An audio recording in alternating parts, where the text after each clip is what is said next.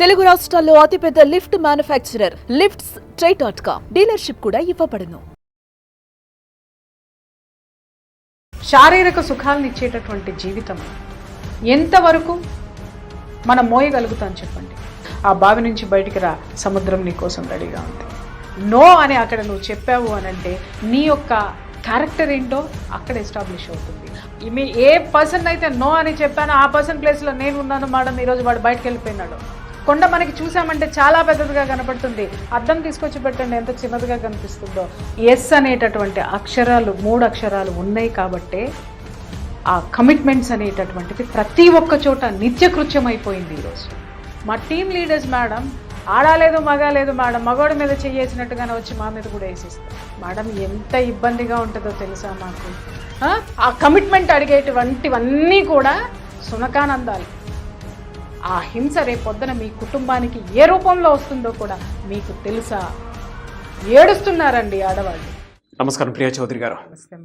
నాకు ఒక మెయిల్ వచ్చిందండి మిమ్మల్ని అడగమని చెప్పేసి, కానీ చాలా బాధేసింది అనమాట. వాళ్ళు ఒక లేడీ నాకు ఆ మెయిల్ సెండ్ చేయడం జరిగింది. ప్రస్తుతం ఎలా ఉంది అని అంటే నాగరాజ్ గారు, హెడ్ మాస్టర్ దగ్గర నుంచి ఆఫీస్లో ఉన్నటువంటి బాస్ వరకు కనుక మనం చూసుకుంటే అంత కమిట్మెంట్ స్థితికి వచ్చేసారు. వాళ్ళ చేతుల్లో మా జీవితాలు నలిగిపోతున్నాయి, కానీ వాళ్ళని ఎవరు పట్టించుకునే అంటే దాని మీద కనీసం రైస్ చేసి పరిస్థితి ఇది అని చెప్పుకోవడానికి కూడా లేకుండా ఉంది. అటువంటి పరిస్థితుల్లో చాలామంది మహిళల జీవితాలు నలిగిపోతున్నాయి. ఎవరు ఏ విధంగా ప్రొటెక్ట్ చేసుకోవాలనే దానికి కూడా అవగాహన లేకుండా పోయింది. కొంతమంది చెప్పుకుంటారు, కొంతమంది చెప్పుకోలేరు. చెప్పుకుంటే జాబ్ పోతుందేమో అని భయం, లేదా పై స్థాయిలో ఉన్నాడు ఏమైనా చేస్తాడేమో అని భయపడుతున్నాం. ఇటువంటి వాటి మీద అవగాహన పెరిగేలాగా, దానితో పాటు ఒక సలహాను సూచనలాగా, లేదా మేము ఏదన్నా స్ట్రాంగ్గా ఉండేందుకు ఏం చేస్తే బాగుంటుంది, ఆఫీస్లో కానీ బయట కానీ ఏ విధంగా ఉంటే బాగుంటుంది, ఆ విషయం మీద ఒక వీడియో చేయండి అని మెయిల్ పెట్టడం జరిగింది. నాకు ఫస్ట్ చేయాల్సింది to say no. Say no. Compromise అవ్వాల్సిన అవసరమే లేదండి, నిజంగా అవసరం లేదు. మీకు ఒక మెయిల్ వచ్చిందే. నేను గత ఒక 10 సంవత్సరాల నుంచి నేను ఈ కేసెస్ భయంకరంగా చూస్తున్నాను. చాలామంది సూసైడ్ అటెంప్ట్ చేసిన వాళ్ళు ఉన్నారు, సూసైడ్ అటెంప్ట్ చేసి బయటకు వచ్చిన వాళ్ళు ఉన్నారు, సూసైడ్ చేసుకున్న వాళ్ళు ఉన్నారు. నెంబర్ ఆఫ్ కేసెస్ చూశాను. నాకు నిజంగా అర్థమైంది ఏంటి అని అంటే, వాళ్ళ లైఫ్లన్నీ విన్న తర్వాత వీళ్ళు ఒకే ఒక్క టాబ్లెట్ వేసుకుంటే ఈ సమస్యలన్నిటికీ దూరంగా ఉంటారు కదా అనిపించింది. ఆ టాబ్లెట్ పేరు ఏంటి అంటే నో. NO. నో. ఓకే, మీరు అనొచ్చు నో చెప్తే జీవితాలు వెళ్ళవు, ముందుకెళ్ళేటటువంటి పరిస్థితి లేదు, అది సాధ్యం కాదు అని అంటే, మరి అది సాధ్యం కాదు అన్నప్పుడు నువ్వు బయటికి రావడం కూడా సాధ్యం కాదు. పొరపాటో గ్రహపాటో, అవసరమో లేకపోతే గత్యంతరం లేకను లొంగిపోవాల్సి వచ్చిన చోట లొంగిపోయారు. దాని పర్యవసానం ఏంటి అనేది మీ జీవితంలో డెఫినెట్గా మీరు చవి చూస్తారు. ఎందుకు అనంటే, కమిట్మెంట్ అనేది ఒకసారి ఒక చోట ఆగిపోదండి. అది ఎట్లాంటిది అనంటే, ఇట్ జస్ట్ లైక్ దాన్ని ఏమంటారు, ఒక భయంకరమైనటువంటి స్కిన్ డిసీజ్ లాంటిది. అది పాకుతూ పోతుంది. ఒకసారి అది ఏర్పడింది అనంటే, అది శరీరం మొత్తం ఎలా అయితే తినేస్తూ పాకుతూ పోతుందో మన జీవితం మొత్తం అది ఆక్యుపై చేసేస్తుంది. దాన్ని అలౌ చేయకుండా ఉండాలంటే మనం ఆరోగ్యవంతంగా ఉండాలి. లేదు అలౌ చేశాము అనంటే దాన్ని ఇమ్మీడియట్గా ఏం చేయాలా, కూకటి వేళ్లతో సహా దాన్ని మన శరీరంలో నుంచి తగ్గించుకొని మాన్పించుకొని దానికి తగినటువంటి జాగ్రత్తలు మనం తీసుకోవాల్సినటువంటి అవసరం ఉంది. చాలామంది నా దగ్గర మాట్లాడేది ఏంటి అని అంటే, నా దగ్గరికి వచ్చినప్పుడు కూడా మేడం దీంట్లో నుంచి బయటికి రాలేకపోతున్నాం. అవును, నేను అడిగాను చాలామందిని, ఎందుకు రాలేకపోతున్నారు దీంట్లో నుంచి అంటే 2 కారణాలు. ఒకటి, ఎదుటివాడు బ్లాక్మెయిల్ చేసన్నా వీళ్ళని ఆపుతున్నాడు. లేదు అనంటే వీళ్ళు బయటకు వచ్చేస్తే అంత జీతం ఉన్నటువంటి ఉద్యోగం కానీ, అటువంటి ఫెసిలిటీస్ ఉన్నటువంటి జీవితం కానీ వాళ్ళు కోల్పోవాల్సి వస్తుంది. ఈ జీవితానికి అలవాటు పడిపోయాము, లేదా ఈ జీతం లేకపోతే మాకున్నటువంటి కమిట్మెంట్స్, ఇంటి ఈఎంఐ కట్టుకోనివ్వండి, కార్లు ఈఎంఐలు కట్టుకోనివ్వండి, అంటే మన జీవితం అంతా ఈఎంఐలకి 3 వేసేసాం కదా. సో ఈ ఈఎంఐల కోసము మనం ఏం చేస్తున్నాము, ఇవి చేయాల్సినటువంటి పరిస్థితి. సో అప్పుడు నేను చెప్పాను, ఎన్ని కంపెనీల్లో మీరు మారారు, లేదు ఒక కంపెనీలో ఎంతమందితో మీకు ఇలాంటి పరిస్థితుల్ని మీరు ఫేస్ చేసి ఉన్నారు, ఎందుకంటే ఇదే జీవితము అనుకున్నప్పుడు మీరు ఒక్క వెర్షన్లో మీరు కమిట్మెంట్ మీరు ఇచ్చిన తర్వాత మీ జీవితం సెటిల్ అవ్వాలి కదా, అవ్వలేదు కదా. దాని తర్వాత ఇంకొకటి ఇదేంటంటే సైకిల్ చైన్ లాగా ఆ గొలుసులు ఏర్పాటు చేసుకుంటూ మీరు వెళ్ళిపోతున్నారు. ఎవ్రీవేర్ మీరు you should say yes, okay, you have to say okay అనేటటువంటి సిచ్యుయేషన్ని మీరు మోసుకొస్తుంది. అవును. ఈ తలనొప్పులన్నీ తెచ్చిపెట్టుకున్నది ఎవరు? మీరే కదా. నేను ఒక విషయం చెప్తున్నానండి, మనసుకి సుఖం లేనటువంటి జీవితం, శారీరక సుఖాలను ఇచ్చేటటువంటి జీవితము ఎంతవరకు మనం మోయగలుగుతాం చెప్పండి? ఏ ఎక్స్టెంట్ వరకు మనం అనుభవించగలుగుతాం చెప్పండి? మనకు కావాల్సింది ఇప్పుడు నాగరాజు గారు, మనం ఇక్కడ వర్క్ చేసామండి, అలసిపోయిన తర్వాత ఇంటికి వెళ్ళంగానే ఏం కోరుకుంటాం? మనం మనశ్శాంతి వస్తుంది. మనకి మనశ్శాంతి కోసము మనము ఇల్లు అనేది చూస్ చేసుకున్నాం. కానీ ఆ ఇంట్లోకి వెళ్ళిన తర్వాత ఇక్కడ చేసినటువంటి పనిని ఇంటికి వెళ్ళిన తర్వాత మన మైండ్లో తొలుస్తుంది అనుకుందాం. అది మేడే కావచ్చు, లగ్జరీ హౌసే కావచ్చు, ఇంకేదైనా స్టార్ హోటల్ కావచ్చు. కానీ మన యొక్క మనసు, మన యొక్క శరీరము మనల్ని ఇలా పించి చేస్తుంది. దేనికోసం మనం ఎస్ చెప్తున్నాం? దేనికోసం? పరిస్థితుల కోసం ఎస్ చెప్పాల్సి వస్తుంది. ఆ పరిస్థితులు ఏంటి ఒక్కసారి అనలైజ్ చేసుకోండి. ఆ పరిస్థితులు మీరు కొని తెచ్చిపెట్టుకున్నారా? పరిస్థితులు వాటంతట అవే వచ్చినాయా? నేను చాలా సందర్భాల్లో చెప్పాను, విమల్లో చాలా పవర్ ఉంది అని. అవునండి. దాన్ని మనం వెలికి తీయకపోవడము మనలో ఉన్నటువంటి మొట్టమొదటి లోపం నాగరాజు గారు. మీరు అన్నారు హెడ్ మాస్టర్ దగ్గర నుంచి ఈ కార్పొరేట్ ఆఫీసుల వరకు ఈ జాడ్యం ఉందండి అని. Yes, వెరస్ no. హెడ్ మాస్టర్ దగ్గర నుంచి మనం ఈ వేధింపులు మనం ఎదుర్కోదలుచుకున్నాము అనంటే వాళ్ళు మనలో ఏం చూస్తున్నారు? ఆ యొక్క బేలతనం చూస్తున్నారు. మనలో ఏం చూస్తున్నారు? మన అవసరాలను చూస్తున్నారు. మనలో ఏం చూస్తున్నారు? మన చేతగానితనాన్ని చూస్తున్నారు. కాబట్టి వాళ్ళు అడుగుతున్నారు. మనం వాళ్ళలో ఏం చూస్తున్నాము? మనకంటే శక్తివంతమైనవి ఏవో ఉన్నాయని చూస్తున్నాము. వాటికి మనం ఏసి చెప్తున్నాం. కానీ ఒక్క చిన్న ఉదాహరణ చెప్తానండి. ఇట్లాగే ఒక అమ్మాయి నా దగ్గరికి వచ్చింది. ఏంటి అనంటే తన పైన ఉన్నటువంటి బాస్ కార్పొరేట్ ఆఫీస్లో మేడం కమిట్మెంట్ అడుగుతున్నాడు. నేను వింటున్నాను, తను చెప్తుంది, నేను వింటున్నాను. కమిట్మెంట్ అడుగుతున్నాడు మేడం, నా లైఫ్ అలాంటిది కాదు అని చెప్పేసి నేను చెప్పేశాను. గుడ్ అమ్మా, వెరీ గుడ్. కానీ ప్రాబ్లం అక్కడే వచ్చింది మేడం. ఏంటి? నువ్వు కాకపోతే నీ ఫ్రెండ్స్ ఉన్నారు కదా, వాళ్ళనన్నా నాకు అరేంజ్ చేయి. బ్లంట్గా, ఓపెన్గా, నిస్సిగ్గుగా అతనిలో ఏముందో అది మొత్తం కింద బయట పెట్టాడు. మేడం, నాకు ఇప్పుడు తప్పించుకోవడానికి నాకు అవకాశం దొరకటం లేదు, నా ఉద్యోగం పోతుంది, నేనేం చేయాలో అర్థం కాక మీ దగ్గరికి వచ్చాను. అప్పుడు నేను ఆవిడని అడిగాను, మీరు ఏం చదువుకున్నారు, మీ క్వాలిఫికేషన్స్ ఏంటి, ఇంకా ఏంటి, మీ అభిరుచులు ఏంటి? అవన్నీ అడిగిన తర్వాత ఆవిడలో ఎక్స్ట్రాడినరీ అడ్మినిస్ట్రేటివ్ స్కిల్స్ ఉన్నాయి. నేను ఒకటే మాట్లాడాను, ఇంత పెద్ద పెట్టుబడి నీకుందమ్మా, ఒక్కసారి బయటకు వచ్చి చూడు. బావిలో కప్పలాగా అదే కంపెనీ, అదే ప్రపంచము, అదే ఉద్యోగము, అదే లగ్జరీ లైఫ్, లేదా అత్యద్భుతమైనటువంటి ఫెసిలిటీసు అని మీరు చూస్తున్నారు. ఆ బావి నుంచి బయటికి రా, సముద్రం నీ కోసం రెడీగా. ఆ సముద్రంలో ఏముంది? రత్నాలు, మణులు, మాణిక్యాలు నువ్వు తవ్వి తీసుకుంటే చాలా ఉన్నాయి. ఒక్కసారి నీ స్కిల్స్ని, నీ ఎడ్యుకేషన్, నీ పట్టాలో చూడకు, నువ్వు తీసుకున్న పట్టాలో చూడకు. నీ యొక్క విద్యార్హత, నీ యొక్క జ్ఞానము, నీ యొక్క విద్యార్హత నీకు ఏ విధమైనటువంటి జ్ఞానాన్ని ఇచ్చిందో ఆ జ్ఞానంలోకి ఒక్కసారి తొంగి చూడు. ఒక్కసారి నువ్వు ఆత్మవిశ్వాసాన్ని నింపుకొని నో అని చెప్పిరా బయటికి. అప్పుడు చూడు ఏం జరుగుతుందో. ఉంటే నీ కాళ్ళ మీద నువ్వు నిలబడగలిగేటటువంటి అవకాశాలు ఈ ప్రపంచంలో నీకు చాలా చూస్తాయి. నో అని అక్కడ నువ్వు చెప్పావు అనంటే నీ యొక్క క్యారెక్టర్ ఏంటో అక్కడ ఎస్టాబ్లిష్ అవుతుంది. ఆ క్యారెక్టర్ నేను ఉన్నత శిఖరాలకే తీసుకెళ్తుంది అనేది నా విశ్వాసం అని చెప్పి పంపించాను ఆమెకి. ఆవిడ వెళ్ళిపోయారు కాన్ఫిడెంట్గా. తర్వాత నాకు ఒక 1 వీక్ తర్వాత ఫోన్ చేశారు నాకు, మేడం అని. సో నేను వింటున్నాను, అంటే ఏం వార్త నేను వినాల్సి వస్తుంది, ఏ వార్త వినాల్సి వస్తుంది అనేది నేను ఇది చేస్తున్నాను అనమాట. Thank you so much madam. ఏం జరిగిందమ్మా? కంపెనీ నుంచి బయటకు వచ్చేసారా? లేదు మేడం, మీ ఏ పర్సన్ అయితే నో అని చెప్పానో ఆ పర్సన్ ప్లేస్లో నేను ఉన్నాను మేడం, ఈరోజు వాడు బయటకు వెళ్ళిపోయినాడు.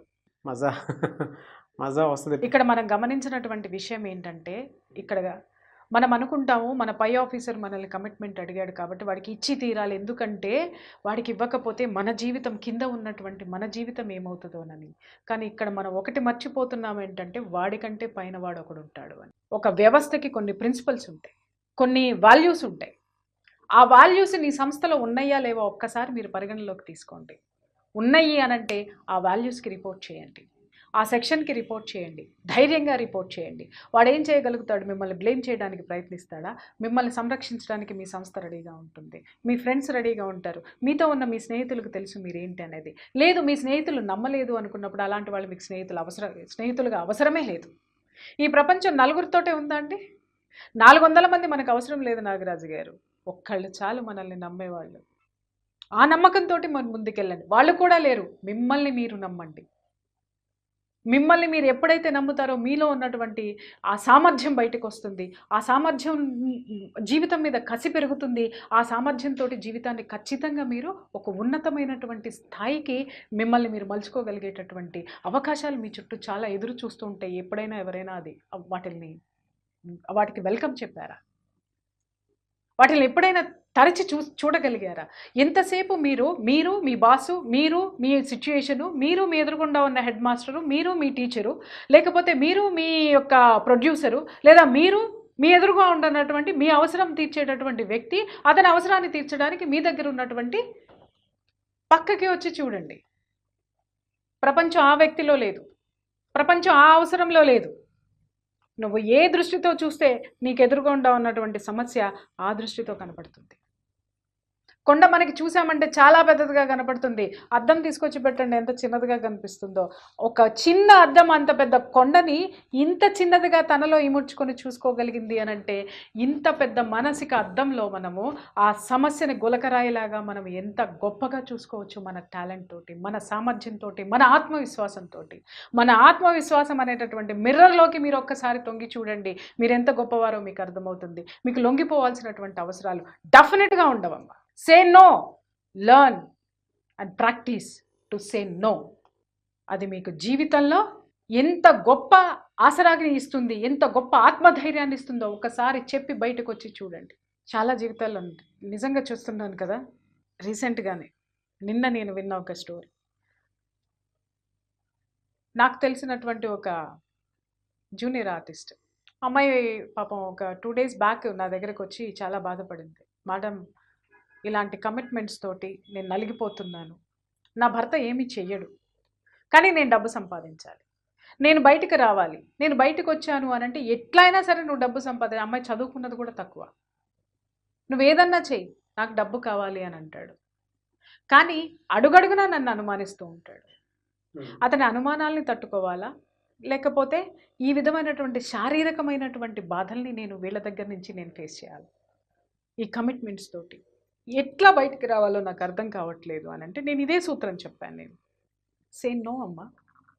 నీకు ఆ ఒక్క ప్రొఫెషను, నీకు ఆ ఒక్క ఇదే నీ జీవితానికి ఎందుకు చూసుకుంటున్నావు? నువ్వు ఒక్కసారి బయటకు వచ్చి చూడు. నీకోసం అవకాశాలు చాలా ఎదురు చూస్తూ ఉంటాయి.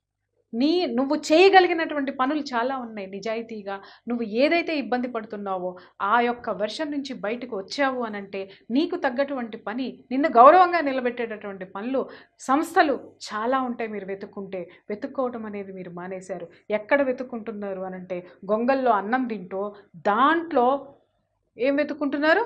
వెంట్రుకలు ఏరి పారేయడము, మెతుకుల్ని వెతుక్కుంటున్నారు. మీరు తినే అన్నం ఎక్కడ? గొంగల్లో తింటున్నారు. ప్లేట్ పెట్టుకోండి. అన్నం దేంట్లో తినాలా? ప్లేట్లో తినాలి, గొంగల్లో కాదు తినేది. మీరు దాన్ని ప్లేట్ అనుకుంటున్నారు, బట్ అది స్థానం కాదు. అన్నానికి స్థానం ఏంటి? ప్లేటు. అలాగే మీ యొక్క సామర్థ్యానికి స్థానం ఏంటి? మీ స్థాయికి తగినటువంటి గౌరవమైనటువంటి పని. ఈరోజు కమిట్మెంట్స్ ప్రతి చోట ఎందుకున్నాయి చెప్పండి నాగరాజ్ గారు? కాంప్రమైజ్.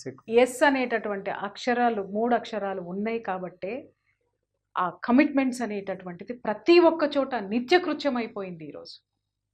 కొంతమంది సాఫ్ట్వేర్ ఎంప్లాయీస్ నాతో మాట్లాడతారు, కొంతమంది వీళ్ళు మాట్లాడతారు. మేడం, మా టీమ్ లీడర్స్ ఇది వినాలి, చూడాలి అందరూ కూడా. మా టీమ్ లీడర్స్ మేడం ఆడాలేదు మగాలేదు మేడం, మగవాడి మీద చెయ్యేసినట్టుగానే వచ్చి మా మీద కూడా వేసేస్తారు. మేడం, ఎంత ఇబ్బందిగా ఉంటుందో తెలుసా మాకు? గుండెలు పిండేసేటటువంటి బాధ వస్తుంది మేడం. ఆ సీట్లో నుంచి రిజైన్ చేసి బయటికి రావాలంటే ఇంటి దగ్గర ఉన్నటువంటి పరిస్థితులు మమ్మల్ని భయపెడతాయి మేడం. మా పిల్లల భవిష్యత్తులు భయపడతాయి మేడం. ఏం చేయాలో అర్థం కావడం లేదు. ఉద్యోగం రిజైన్ చేసి వచ్చాము అనంటే మా ఆర్థిక పరిస్థితులు మాకు సహకరించినటువంటి సిచ్యుయేషను, ఏం చేయాలో అర్థం కావట్లేదండి. టీమ్ లీడర్స్, బాస్లు వాళ్ళు అనుకుంటారండి, దాన్ని ఏమంటారంటే సునకానందం అంటారు నాగరాజు గారు. కుక్క చూడండి, మనం చూడంగానే వచ్చి వాసన చూసేస్తుంది, ఏది స్కిన్ నాకేస్తూ ఉంటుంది, వాసన చూసి తృప్తి పడి వెళ్ళిపోతూ ఉంటుంది అనమాట. ఇవన్నీ సునకానందాలు, ఆత్మానందం కాదు అది. ఎందుకు దాన్ని మనం చూడండి, ఛాయ్ ఛాయ్ ఛాయ్ ఛాయ్ అంటాం, పోతలకి పో అంటాం మనం, అయినా సరే అది నాకుతూ ఉంటుంది, ఎగబడుతూ ఉంటుంది. ఇవి కూడా అంతే, అలాంటి క్యారెక్టర్సేనమాట. ఇలా చేతులు వేయడాలు, ఇలా తడపటాలు, ఆ కమిట్మెంట్ అడిగేటువంటివన్నీ కూడా సునకానందాలు వాళ్ళకి. లోపల ఒక ఆడది మిమ్మల్ని ఎంత ద్వేషిస్తుందో మీకు తెలుసా? ఎంత అసహించుకుంటుందో మీ వ్యక్తిత్వాన్ని మీకు తెలుసా? క్షణికావేశాల కోసమో మీ యొక్క శారీరక సుఖాల కోసమో ఒక ఆడదాన్ని మీరు ఎంత హింసిస్తున్నారో మీకు తెలుసా? ఆ హింస రేపొద్దున మీ కుటుంబానికి ఏ రూపంలో వస్తుందో కూడా మీకు తెలుసా? ఏడుస్తున్నారండి ఆడవాళ్ళు. ఏడుస్తూ ఎవరు చేయమన్నారండి ఉద్యోగాలని మీరు మాట్లాడచ్చు.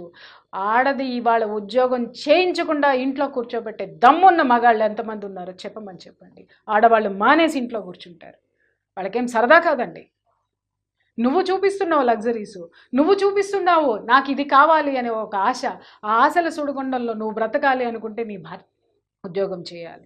ఇంకొకటి, ఆడపిల్లలు కూడా ఏంటి అని అంటే ఫాల్స్ ప్రెస్టేజెస్లో ఈరోజు మునిగిపోతున్నారండి. అంటే పక్కన వాళ్ళు చదువుకున్నారు, అయిపోగానే క్యాంపస్లోనే ఇంటర్వ్యూ జరిగేసింది, ఉద్యోగం వచ్చేసింది, వాళ్ళకి 40,000 జీతం వస్తుంది, 25,000 జీతం వస్తుంది, 60,000 జీతం వస్తుంది, నేను ఇంట్లో కూర్చుండిపోయాను, నేను దేంట్లోనూ సెలెక్ట్ అవ్వలేదు కాబట్టి వాళ్ళని చూసి, వాళ్ళ లైఫ్ని చూసి, వాళ్ళ లైఫ్ స్టైల్ని చూసి, వాళ్ళ అట్మాస్ఫియర్ చూసి, వాళ్ళ యొక్క అపియరెన్స్లు చూసి ఆ స్టైల్ని మేము అందిపుచ్చుకోలేకపోతున్నాము, మేము ఏదో మిస్ అవుతున్నాము అనేటటువంటి దాంట్లో వీళ్ళు కూడా ఎలా తయారవుతున్నారంటే వీళ్ళ సైకాలజీ ఏం చేసేదా సరే కమిట్మెంటే కదా, ఇచ్చి పడేస్తే ఉద్యోగం వస్తుంది కదా, ఈ ఇన్ఫీరియారిటీని అయితే నేను బయటపడగలుగుతాను కదా అని అలా ఎంటర్ అయినటువంటి జీవితాలు ఎన్ని ఉన్నాయో తెలుసా? ఎంటర్ అయిన తర్వాత బాధపడుతూ ఆ బాధ ఎవరికి చెప్పుకోవాలో అర్థం కాక ఎదుగో నాలాంటి వాళ్ళని కన్సల్ట్ చేస్తున్నారండి. నువ్వు అది బురదని తెలుసు కదా నీకు, దాంట్లో పెట్టిద్దాం ఎందుకో, మళ్ళీ బురద పట్టిందని రుద్ది కడిగి అది బురదని తిట్టుకుంటాం ఎందుకో? బురదని తెలిసినప్పుడు పక్క నుంచి వెళ్ళలేవా నువ్వు? లేకపోతే ఇంకొక మార్గం లేదా నీకు?